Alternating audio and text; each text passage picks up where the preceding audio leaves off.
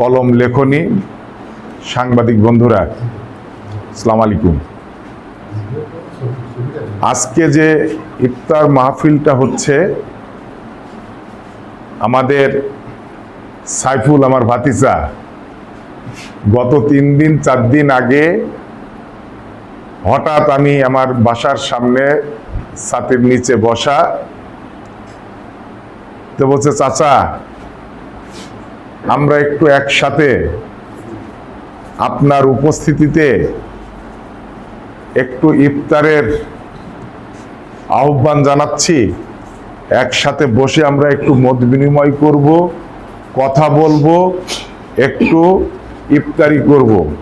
আমি বললাম, বাবা তুমি যখন বলছো আমার দাবি একটা, সেটা আমি এই আলমডাঙ্গা উপজেলায় বসবাস করি, এই উপজেলায় আমার জন্ম।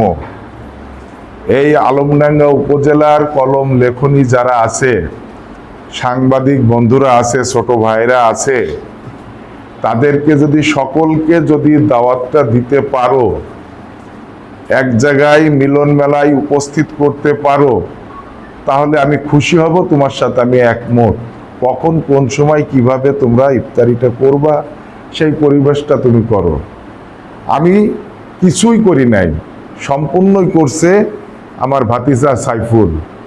দাওয়াতি কাজটা আমার মনে হয় এখানে যারা উপস্থিত আছেন, শুধুমাত্র মনে হয় মুকুলের সাথে আমার কথা হয়েছে, ফিরোজের সাথে আমার একটু কথা হয়েছে, তাছাড়া মনে হয় কোনো সাংবাদিক ছোট ভাইরা বন্ধুরা কারোর সাথে আমার মনে হয় আহাদ আলিমুল্লাহর সাথে কথা হয়েছে, তাছাড়া মনে হয় কারোর সাথে আমার কথা হয় নাই।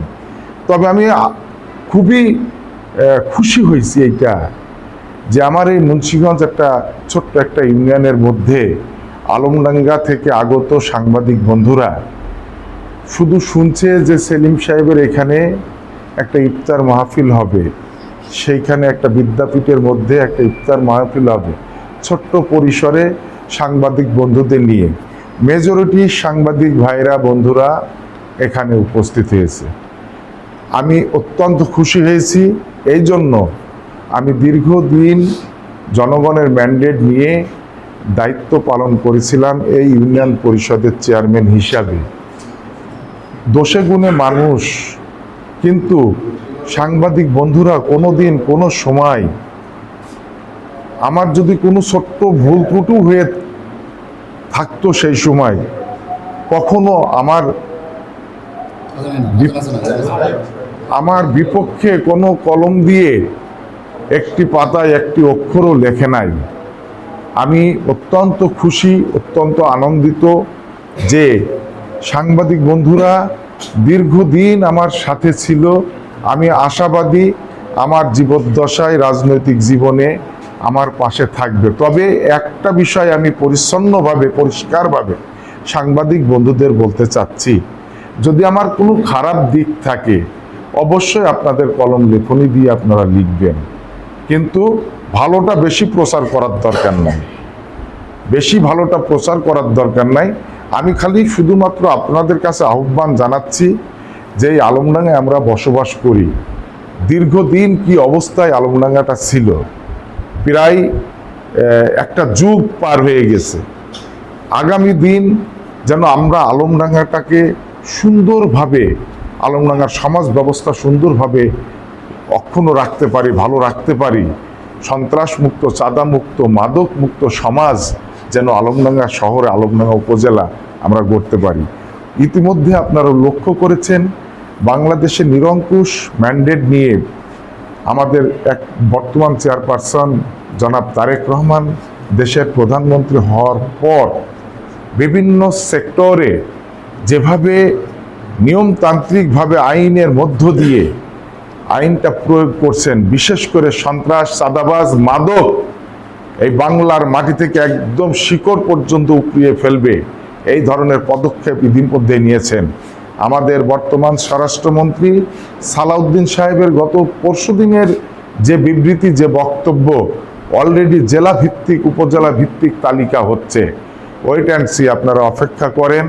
আমার মনে হয় আলমডাঙ্গার মানুষ, আমরা 12ই ফেব্রুয়ারি পূর্ব পর্যন্ত যে অবস্থায় বসবাস করছিলাম, 12ই ফেব্রুয়ারির পরবর্তী সময় আমরা অনেক সুন্দরভাবে বসবাস করার একটা স্বপ্ন আমরা দেখতে পাচ্ছি।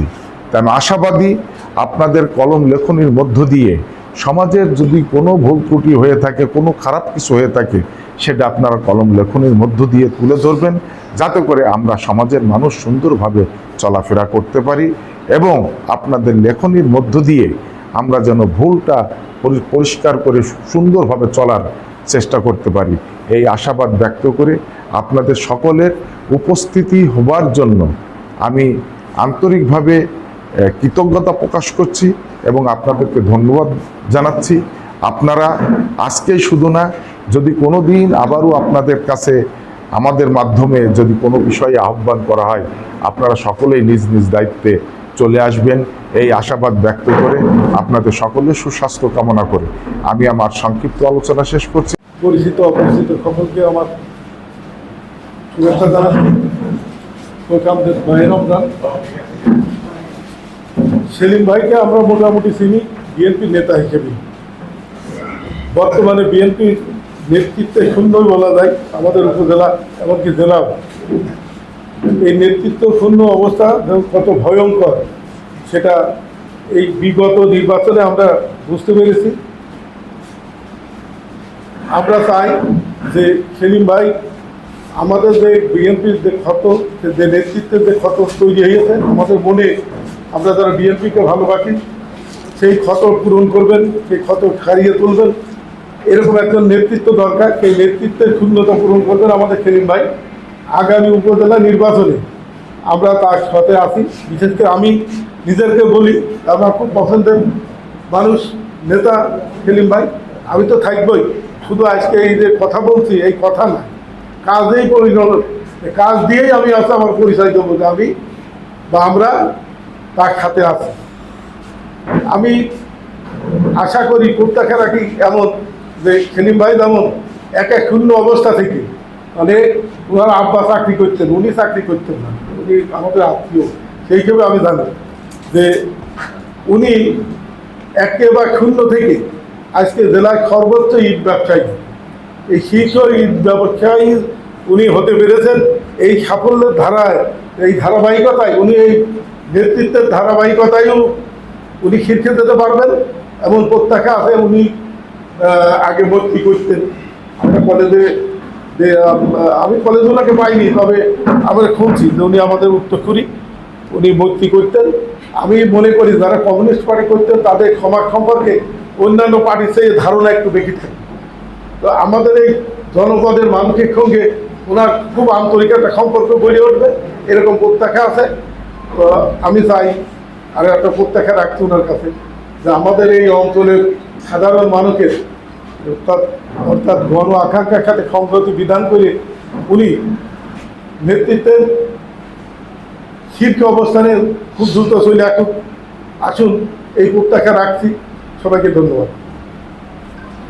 ইউনিয়ন পরিষদের চেয়ারম্যান ছিলেন, তো আমরা বিভিন্নভাবেই জানছি এবং আমাদের দাবি যে উনি আগামীতে উপজেলা চেয়ারম্যান হিসেবে নির্বাচিত হবেন এবং আমরা তাকে ভোট দিয়ে জয়যুক্ত করব।